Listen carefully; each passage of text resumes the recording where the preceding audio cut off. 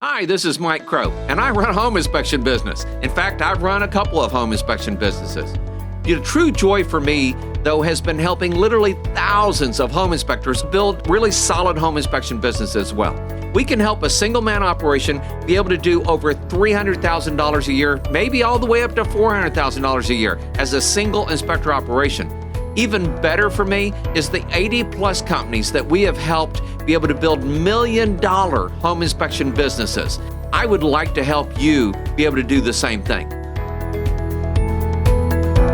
Well, here we are again, and we are going through Chapter 13. I'm going to tell you a quick little story real quick. 13 is my lucky number. When my oldest was young, she used to count from 1 to 20, and she would always forget 13. She would go 12, 14. So it became my lucky number. So she would remember Dad's lucky number, okay? Finally, we made that connection, and sure enough, she was able to go 10, 11, 12, 13, 14, 15, 16. And it was so much fun. And so 13 has always had kind of a special place in my life since then. And here we are in Chapter 13, your strategic objective. On the last recording, we talked about your primary aim. And that primary aim, of course, is building your business so it supports the lifestyle that you want. So here's the question. Now we're talking about your strategic objective. Your strategic objective, okay? And your strategic objective is a very clear statement of what your business has to ultimately do to make your primary aim possible. Your strategic objective is a very clear statement of what your business has to ultimately do to make your primary aim possible. So your strategic objective is not a business plan. Everybody goes, oh, we need a business plan. Well, yes, you do. And I'm going to tell you, most of my business plans are like 1 or 2 pages. I have built 1,000-page business plans, and most of the time I learned a few things through the process, but most of what I learned was that you can make all kinds of plans. It isn't going to matter some days. Imagine in 2020, anybody had a business plan for 2020 when the pandemic hit, right? Throw that puppy out the window. And so we had to learn to be flexible, have to learn to be fluid, have to learn to adjust. So your strategic plan is not a business plan. Business plans are great marketing tools, but they're not business development tools, and they're not personal development tools either, okay? So not that you shouldn't have a business plan, you probably should, but unless your plan can be reduced to a set of simple, clearly stated standards, probably only going to confuse you more than it's going to help you, all right? Your strategic objective is just a list of standards. It's a tool for measuring your progress toward a specific end, all right? So think of it this way. It's kind of a template for your business to make certain that the time you invest in it, you produce exactly what you want. So the first standard is money. Money is no different than a football score. You know, are you winning? Are you losing?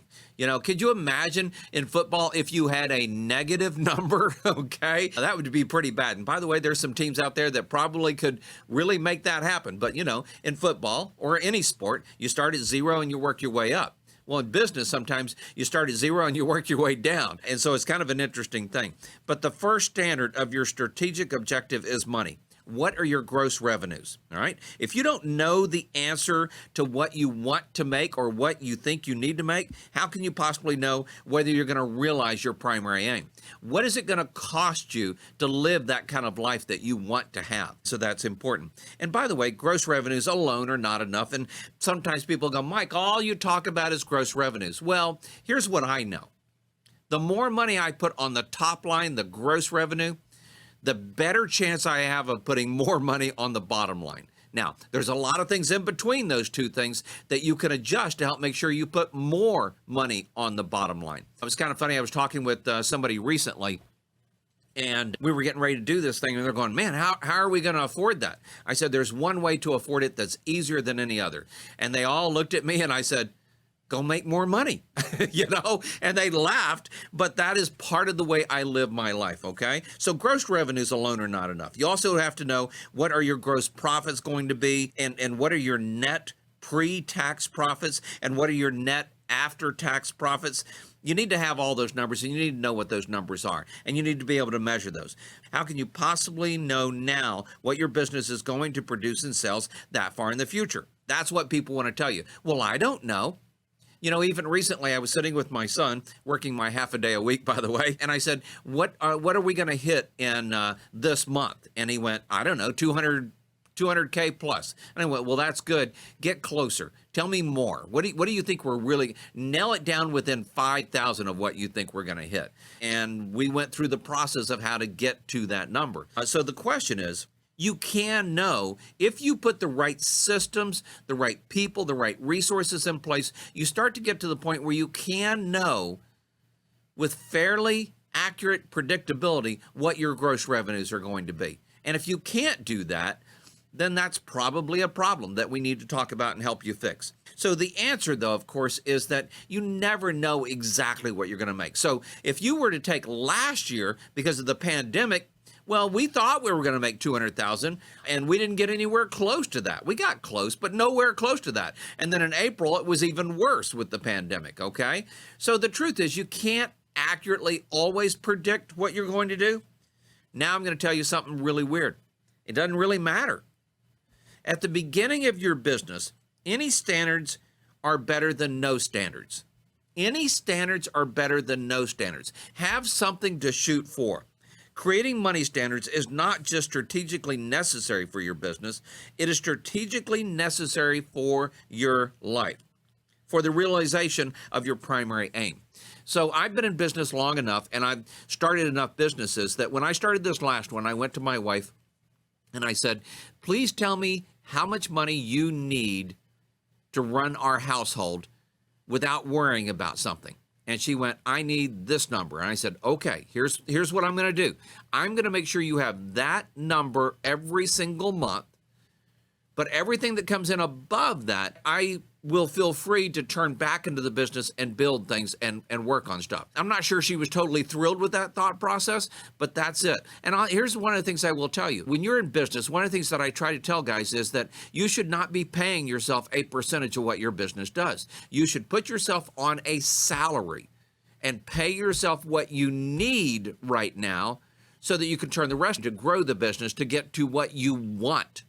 And a lot of people miss that. And it's such an important thing. So the first question about money is, how much money do I need to live the way I wish to live? And think about this. How much money do I need to live the way I wish to live, not just now, but 5 years from now, 10 years from now, 20 years from now? Okay.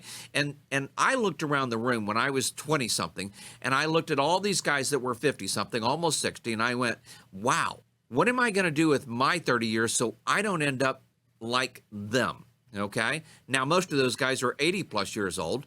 And when I'm 80 plus years old, I want to make sure I have, again, enough income to take care of a whole wide range of things that I want to make sure that I have in my life. And I'm doing that currently. Even as I sit here and talk with you, things are happening to make sure that that comes into place. So remember, first your life, then your business. First your life, then your business when it comes to numbers. But I will tell you that in my life, I have set it up so that I can work on just minimizing the amount of money that I put into my life so that I can maximize the money I can leverage to build the business. And it's one of the things that people don't understand. In fact, let me go back even further for you here. When I was in the grocery business, I was in the grocery business for like 13 years. Every time I got a raise, I increased the amount of money that went into the credit union. The credit union is one of those banks that businesses have for that business. And so we had our own credit union at the great stores of Winn-Dixie. We had the Winn-Dixie Credit Union. And so every time I got a raise, I took a look at how much my raise was. And sometimes it was 10 cents an hour. Sometimes it was 25 cents an hour. Sometimes it was $1 an hour. If I got promoted, sometimes it was much bigger. And I would take a look at that. And at least 50% of that raise went into the credit union. And I might take 50% of that home to increase my lifestyle. The average person out there, what they do is they go in debt trying to live the lifestyle they want instead of trying to figure out how to live the lifestyle with what they make currently. By the time I was done, right at the very end, I was putting over $100 a week, I think maybe even $125 a week into the credit union each week with my paychecks. And so when I went into this business, one of the things that me and my dad sat down, we said, we need to put at least $500 a month into this business to be able to grow it properly. And I went, well, okay, I can do that because I was already doing it. The average person can't do that. The average person doesn't even know how to do that. And by the way, those numbers today probably would be closer. I need $2,000 a month to be able to put into this business to grow it because that was 30 plus years ago. All right. So I just want to make sure that you see that. Remember, first your life, then your business. And then once you have that number, then you can ask the second question in the creation of standards for your strategic objective. What kind of business will provide me with the amount of money I'll need to be independent of work? So what kind of business do I need? And then the first assumption you have to make is that your business is an opportunity worth pursuing. The reason I got into the home inspection world is because it was an opportunity worth pursuing. Sometimes the reason people become accountants is because it's an opportunity worth pursuing. Same thing for real estate agents, same thing for dentists or financial advisors. And there are so many different types of businesses that you could be in to help you grow your future and set things up for that. I quit the grocery business because I knew that the home inspection business for me was an opportunity worth pursuing that would get me to where I needed to go. I knew it would give me a much higher ability to do things. And by the way, had I not done that, I may have taken that money and then started investing it in real estate. I might have taken that money and started investing or learned how to invest in the stock market. Or I might have taken that money and learned how to invest it in other things. But I would have found something that made that opportunity worth pursuing. So the second standard is an opportunity worth pursuing. How do you know whether you have an opportunity worth pursuing? So look around, ask yourself, does the business I have in mind alleviate a frustration experienced by a large enough group of consumers to make it worth any while? And so obviously the home inspection business, as soon as I saw that, I went, how in the heck would anybody buy a house without having someone knowledgeable look at it to let them know, what was wrong with it or whatever. And I immediately recognized that need. Now, here's the cool thing is that was a new need that was showing up. However, in most cases, those needs already exist. So it might be selling ice creams on the beach. There's a need for that, okay? Is that an opportunity worth pursuing for you? It might be, okay? Maybe it's the fact that people need accounting. Maybe it's the fact that people need financial help. Maybe it's the fact that people have teeth and they need dentists. Whatever that is, there are a lot of examples out there that already exist. But I will tell you, one of the secrets is how you approach those completely changes everything. That's something we'll talk about in a later recording. And then ask yourself, what kind of business am I in? All right. And the product is what your customer feels. I want to say this very carefully. The product or service you provide is what your customer feels as he walks out of your business or walks away from you. What he feels about your business is more important. Otherwise, you're a commodity, okay? And you do not want to be a commodity, all right? So there's that. So what's your product? What feeling will your customer walk away with? Will they walk away with peace of mind? Will they walk away with order, power, love? What is that person really buying when they buy from you? What is that person really buying when they buy from you? And the truth is, nobody's interested in the commodity. If I say home inspection, people, okay, yeah, I need a home inspection. But, they could use anybody for a home inspection. But if I tell them we do home inspections guaranteed, that changes everything. And that's one of the things we brought to the market. We brought to the market a whole list of warranties that we do with our inspection. And now that is a nationwide kind of a basis for a lot of companies out there, okay? And so people will buy feelings, what they need, rather than what the service or service itself is.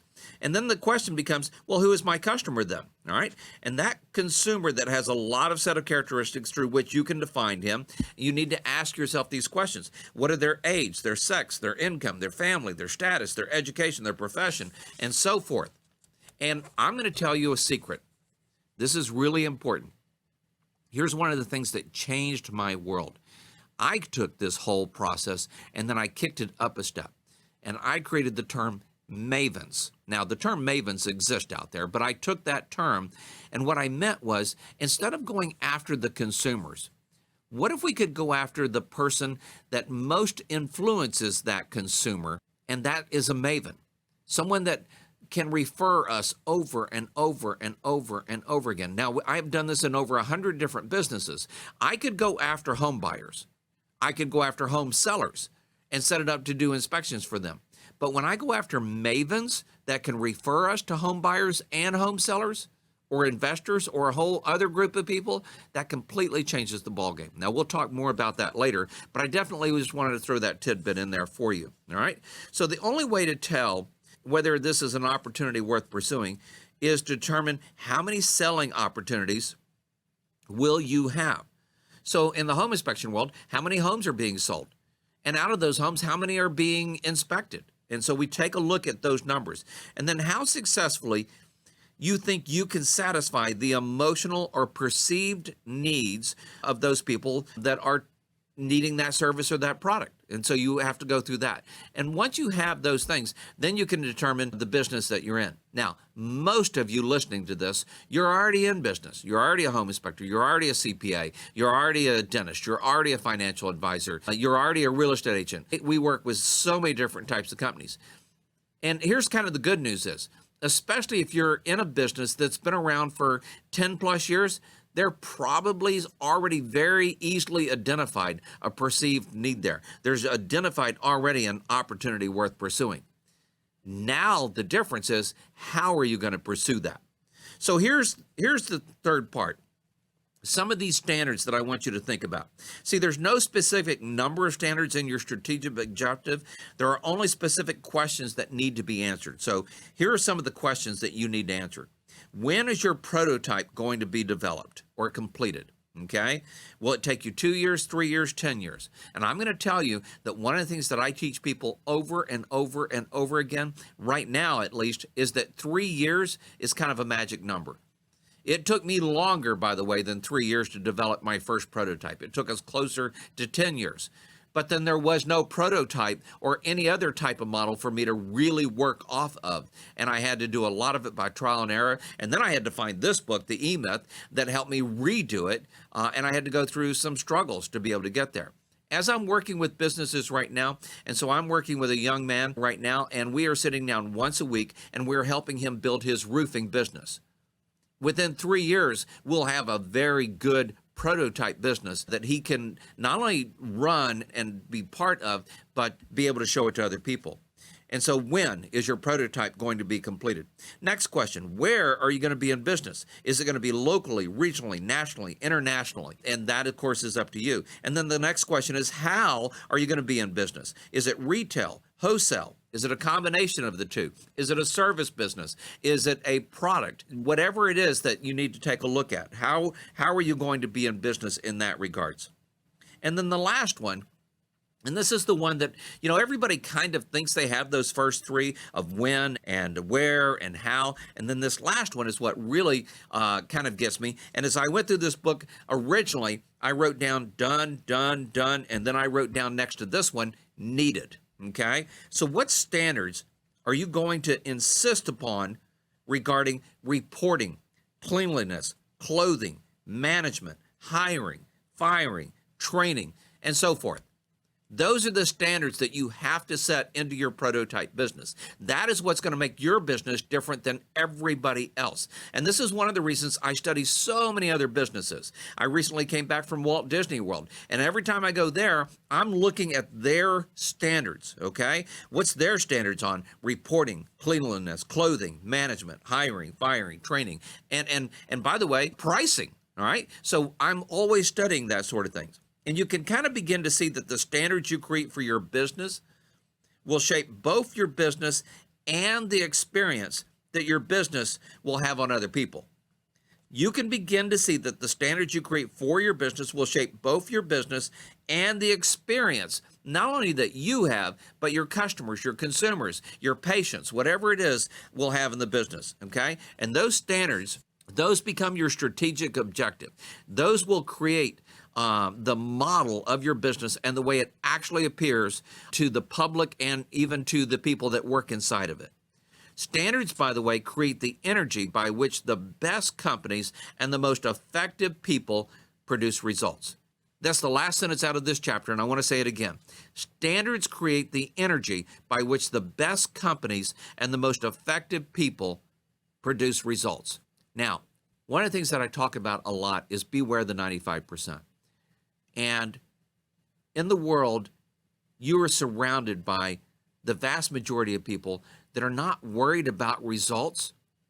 They're worried about how something looks and feels, and then when it doesn't work out, they look for the reason.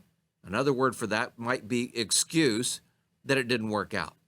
And you need to be very careful with that. The difference between the 95% and the 1% is excuses and results. And what I want to try to help make sure that you see, the reason I'm going through this book is because at a certain point, I was getting a lot of results, but then what I realized was that they weren't the results I wanted. So then I started making excuses of why that was the case. What I realized was I needed to be producing different results. And when you produce the right results, you don't have to make excuses. In fact, when you produce the right results, then you get to show other people how to be able to do it as well, which is why I consistently say, be successful and be around those that are successful. When you're hanging around successful people, and I don't mean fake successful people that spend a lot of money they don't have. I mean really successful people, people that have produced result after result after result and produce the lifestyle that they want and produce the kind of business that helps support that lifestyle. When you hang around those kind of people, everything changes. Everything changes. You know, when I was a young man, I used to go down to the park and play football with a lot of other kids. And when we had really good players, I played better. When we had players that weren't so good, I played at a lower level. You will play at the level of people you hang around. You need to make sure you're hanging around those people that are playing at their best. And that's one of the things we try to help people do.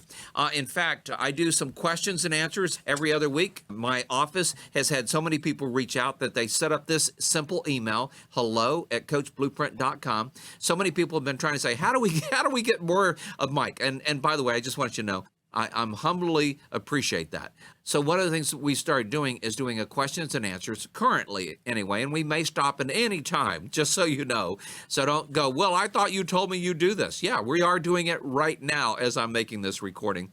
Every other week on Tuesdays, we do a questions and answers. And not a lot of people show up. However, the people that have heard this or people that have heard about what I've done in other directions, that's where you have your best opportunity to learn and get straightforward answers from me on whatever it is that you're trying to achieve. And, you know, I loved Radio Shack years ago. They used to say, you have questions, we have answers. Well, I like to tell people, you have questions, I have answers. The cool thing about being 60 plus years old and helping over 100 people build million-dollar companies is that I could probably take a look at whatever it is you're looking at and within a short period of time give you a pretty reasonable answer of what you need to do next. Even better, if you're just starting out, man, wouldn't it be better to know and have an exact template or blueprint of exactly what you need to do and how you need to build it? And I'm going to tell you, honestly, the best way to do that is study other successful people. Well, that's all today. I do want to tell you thank you. And again, be successful. Be around those that are successful. This is Mike Crow, the father of Home Inspector Marketing. Have a great day, everybody. Bye-bye.